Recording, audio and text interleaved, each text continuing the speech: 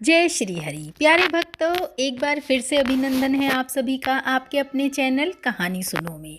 आज हम खर मास की पवित्र पावन कथा सुनेंगे। खर मास की कथा सुनना बहुत ही उत्तम फलदायी होता है। खर मास की अवधि को अशुभ तो माना जाता है, लेकिन इस माह को अशुभ सिर्फ पूजा पाठ और मांगलिक कार्यों के लिए माना जाता है। वैसे आप पूजा पाठ, कथा, मंत्र जाप सभी इस माह में कर सकते हैं। हिंदू पंचांग के मुताबिक इस साल खरमास 16 दिसंबर 2023 को शुरू हो रहा है और 15 जनवरी 2024 को ये समाप्त होगा। चलिए आइए, अब हम खरमास का नाम खरमास क्यों पड़ा, इसकी पौराणिक कथा सुनते हैं। ये कथा अक्षय पुण्य की प्राप्ति कराती है। श्री हरि को समर्पित खरमास में पूजा पाठ मंत्र जाप करना बेहद ही उत्तम माना जाता है। इससे श्री हरि विष्णु प्रसन्न होकर अपनी कृपा बरसाते हैं और माँ लक्ष्मी भी उनके साथ आपके घर में पधारती हैं। चलिए आइए सुन लेते हैं अब इस कथा को। पौराणिक ग्रंथों के अनुसार खर मास की कथा इस प्रकार है। भगवान सूर्यदेव 7 घोड़ों के रथ पर सवार होकर लगातार ब्रह्मांड की परिक्रमा करते ही रहते हैं। उन्हें कहीं पर भी रुकने की इजाज़त नहीं है। उनके रुकते ही जनजीवन भी जो ठहर जाएगा।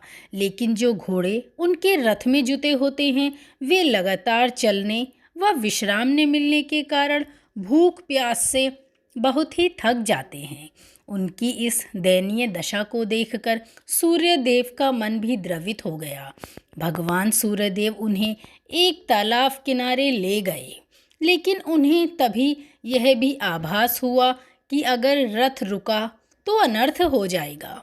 लेकिन घोड़ों का सौभाग्य कहिए कि तालाब के किनारे 2 खर मौजूद थे।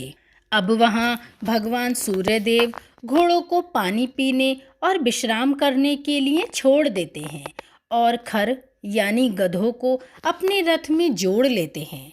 अब घोड़ा घोड़ा होता है और गधा तो गधा ही होता है।